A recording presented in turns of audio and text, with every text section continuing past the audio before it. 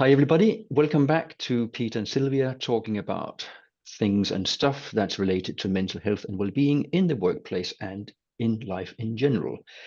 Today, we have picked up a topic that we've picked up before, but other people keep picking it up and writing articles about it, so we thought we would have another go. And this one is spurred by bring your best self to work, not your whole self to work. Mm. So back in the day, not too many years ago, we were taught that we should bring our whole self to work. And I Yeah. have been one of the proponents for that. And I still do believe that that's what we should be doing. And I'll talk about why I think we should be doing exactly bringing our whole self to work. But it has been sort of twisted and turned a little bit and made into something that means that we bring our private lives into work and we dump everything in the workplace because that's our whole self. We are not just a work person or a home person, we are everything. So if we bring our whole self to work, that means we take all the baggage with us and drag it into the office or the shop floor or wherever we are. And then this article that we've both read says, well, the higher you go in the hierarchy, the less of your whole self you must bring because it's not relevant for a manager or a CEO to show all of that stuff. They need to be more businesslike. So you need to bring your best self. Right. What is one's best self? Who decides what best is? Mhm. And is the best the same today as it was yesterday and tomorrow? Mm. Yes, So, there is the conundrum, isn't it? Because I imagine if anyone reading or listening to this or watching us, what is the definition of whole self? What is the definition of best self? Now, we have touched on this in the past, haven't we, Peter? And I have shared that in my times of difficulties, I would bring myself. I would go to work. Now, I will bring my whole self to work because I can't actually leave parts of me behind, i.e. my arms and my legs. I am there. But my private life and the stuff that's going on in my personal life, causing, all the mental health struggles that I was having, that was my personal. And it's a phrase, you park the personal. I would leave that at home. I would park the personal and come to work and people would see me, the high performer, all those things. Because for me, that was coming to work was my escape, my place where I could function and be normal, whatever normal is, without being affected by all the stuff that's going outside of work. Lots of different levels, but also it's a very private matter. Mm. And I've always had a little bit of a jarring with this bring your whole self to work. Does that mean then I should, dangerous word, have brought my personal life into work? I don't believe for me that was the right thing to do. For others and it may be, but for me it wasn't, because that's my personal stuff. That's for me to address outside of work in my personal life. So I would come to work and do my job, and the higher up the ladder I went, I would still do my job. Now, is that my best self? For me, that was my best self. However, we come back to how do we determine best self? For me, that was my best self. Because if I'd brought my whole self with all the stuff from home, I would not have been at my best. and So this is I where was able to separate the two.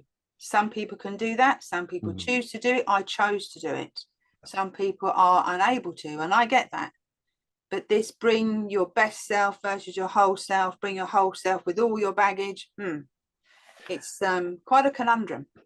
it is. And from what you just said there, I would still believe that you brought your whole self into work. But at work, you switched certain aspects of yourself on and Yeah, others off. yeah, But you could not ignore. I mean, the thing is, we never make a purely rational decision. There's always an emotion involved. Emotions pop up, whether we like it or not. They just do. When we feel those emotions, we can then control how deep and how wide we want them to go and how long we want them to last for. So we're never fully and completely just pure rational human beings, which means you can't go to the top of an organization, be the CEO, and be purely rational in your thinking all the time. There will always be a part of your emotional life popping up, and then you have to quickly decide what to do with that. So if you've had a biblical proportion row with your wife or your husband before you turn in up at work, that will not have gone away. That doesn't just vanish. It will somehow color and tint how you operate that day. Then that is where, like you did, we make a conscious choice to do the level best we can to put that to one side and the business front and center, because there are things that need to be done business wise. But is bringing your whole self to work, is that the opposite of bringing your fractured self to work? I mean, if our lives are that complicated, we also have a duty to go and fix what is not going right in our lives, as a lot of people do. And then the whole self that you bring into work will then be a different person. But I think what leaders should be aware of, and everybody else actually as well, if we bring the same people into work, the predictable person into work, that is when I think we have achieved. So if I don't know who my boss is from day to day, then that would be very confusing. And I have to develop some strategies as to how to deal with my boss today, because if I look at him saying, "Ooh, crikey, it's going to be one of those days," or "Oh, today he's fine, so it's going to be one of those days." So is that when you bring your best self to work? Is that when you are bringing a consistent self to work? Is that what we're talking about instead? Be consistent, because it's not about rolling around, bawling your eyes out, and sharing all your personal stuff with everybody. That's not what it's about, bringing your whole self to work. It's, yeah, we can go around in circles with this one. I think it's the thing about consistency is one angle, because what is the effect or impact of that if someone comes in one day, they're behaving a certain way, another day they behave another way, the impact of that on the rest of the team, or everyone around them, as you said, or they're in a good mood or they're in a bad mood, and everyone having to dance, for want of a better phrase, or accommodate that change of behavior. The other thing that popped up while you were talking was this thing about bringing your whole self in the context of bringing all your personal baggage with you. There is an element of, some say that's a good thing to do, because even if you go up the ladder, people can see that you, the CEO, are human. There is another view that they will say, actually, then that shows that there's a risk, there's a vulnerability. Should, again, another dangerous word, should they be showing their personal side at such a level? So there's always, again, it's down always, isn't it, to Peter, to perceptions, people's different experiences, people's own ways of looking at something. A CEO that has a breakdown, people go, oh, it's great that he shared that. Oh, he's human. And others go, hang on a second, should he not have dealt with that separately? Again, it's a matter of opinion sometimes, but I think it's the thing about consistency. Someone comes into work and is consistent, and again, I suppose the counter argument to all that is, as you say, we can go round and round in circles.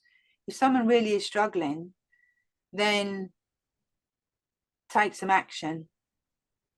Try and do something about it. If it means taking time out or taking time off work, but manage that, because it can really affect everyone else. And if we don't address something, it will just get worse and worse and worse. I just had a thought here. Don't know where it's going, as usual. Bring your whole self to work, or bring your best self to work. Okay, so who do we bring home? Do we bring our whole self home, or do we bring our best self home? And when you look at it that way, does it actually make sense to have this conversation? Are we actually able to split ourselves so much down the middle, or that, to be the person that is required for the situation? Because if we only bring the best person home, then we don't talk about work at home, because that's now home is separate from work. At work, we don't talk about home stuff because that's business, that's separate. Business is about relationships. And as I keep saying, the first relationship you need to fix is the one that you have with yourself. Then after that, every other relationship will be of a better quality. But that also goes in the home setting, doesn't it? So when is the best version of yourself? We are all made up of parts. We have bits of experience and bits of learning and bits of all sorts of things. And some are more developed than others. And some things we use more of at work. Maybe we need to be analytical at work, but we don't need to be analytical at home. I have a lot of conversations with my clients where we end up saying, you know what, if you brought a little bit of your work self into and applied that in your relationship, that might just work, and vice versa. If you bring a bit of the humanity into work, then it might soften up things around you, and you could then through that get things done through the people instead of just cracking the whip, for example. So it kind of assumes that we are a whole and complete person outside of work, and then we figure out some kind of model version of it that we bring into work. And I don't believe in that. I think when we are in the work situation, we draw on different strengths and different abilities than we do when we are at home. It's an interesting concept, because then that goes down the route of the old work-life balance, harmony, and all that stuff, doesn't it? If people can split themselves out going to work, is a great point you just made. What do we do going back the other way? It's really interesting. If you're a manager at work and you're a scout leader in your spare time, aren't you managing? Aren't you in charge of a group of people in both settings? Aren't you using kind of the same skills? Why can't one inform the other and vice versa? But it also taps into, I can be myself, whoever myself is, however I describe myself. But in that environment, I can be that. In that environment, I can be that. In that environment, I'm that. In that environment, I'm that. But my core is still me, however Precisely. I disguise and who I knew. It's what we call behavior flexibility. You can be a parent, you can be a lover, you can be a carer, you can be a teacher, you can be a doctor, but it's retaining who you are individually. So yes, I take myself to work. Which bits of me, what role or hat, whatever you want to call it, I put on when I'm at work. But when I get home, I can either take that hat off or put on another one, or put on 2 or 3 or 10. But myself, not myself, myself is constant wherever I am. Now, there's another concept for people to talk about. and it's the last thing I just want to bring up here is, depending on where we are in the hierarchy, bringing yourself to work, whole or otherwise, is different depending on where you are. And the more power you have, the more you have to be careful about how much you share, who you share it with. And somebody says power corrupts, and actually, no, it doesn't. Power reveals. So the more power you've got, the more of your personality is revealed in how you deal with the pressures and the responsibilities and the accountabilities of being at the top of an organization. And that is where you really need to draw out the not the best bits, but the appropriate bits of yourself in how to deal with situations. And it could well be to be very empathetic, very human, or it could be to say, right, you know what, these are the numbers, that's what we deal with. and there's nothing more to talk about here. So you have to draw on what is required at the situation, I think, and at the level that you're at. So have we confused ourselves and everybody else watching? If so, tell us. Interesting to see what people's view of the best self and whole self. As you're talking there, perhaps it's not best self, it's the best bits of myself that I take to work. So the empathy, the compassion, the numbers, the spreadsheets, those are the best bits that are appropriate to that given point in time. I think maybe we should talk about bringing your appropriate self to work. Yeah. On that note, if you have a better term, or if we are talking completely nonsense in your opinion, do let us know, and we shall see you in another video. Take care. Bye for now. Bye-bye.